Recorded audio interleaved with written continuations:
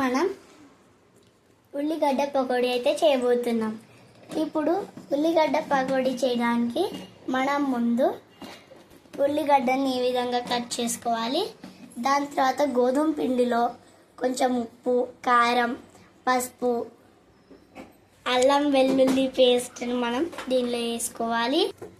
దాని తర్వాత మనం ధనియాల జీలకర్ర పౌడర్ని మిక్స్ చేసుకొని మనం ఈ గోధుమ పిండిలో వేసుకోవాలి.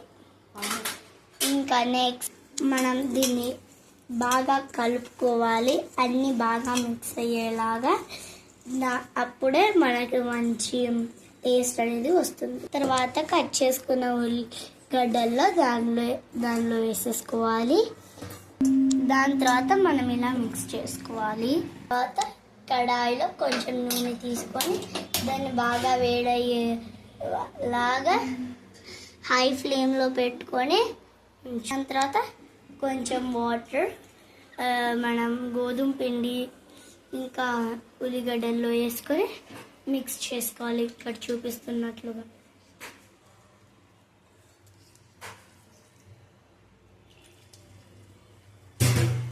ఇలా ముద్ద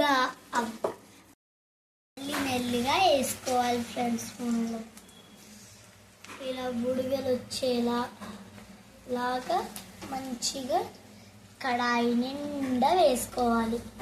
అప్పుడు ఒకేసారి మనకి ఎక్కువగా అవుతాయి.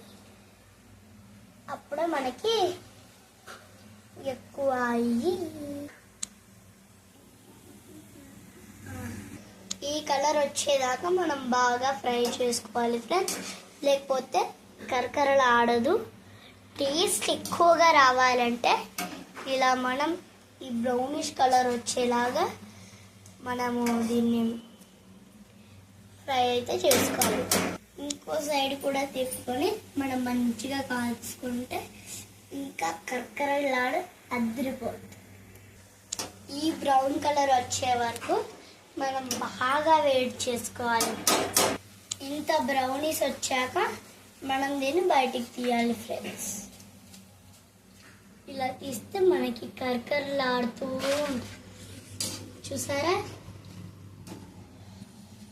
ఇలా ఈ బ్రౌనీస్ వచ్చే వరకు మనం ఏ కలర్ ఎప్పుడు ఎంతసేపులో వేసినా సరే ఒక 20 minutes దీనికోసం టైం తీసుకొని మనం వేసుకుంటే ఎంత బాగుంటుంది. ఇది టేస్ట్ చేసి చూద్దాం. Very good.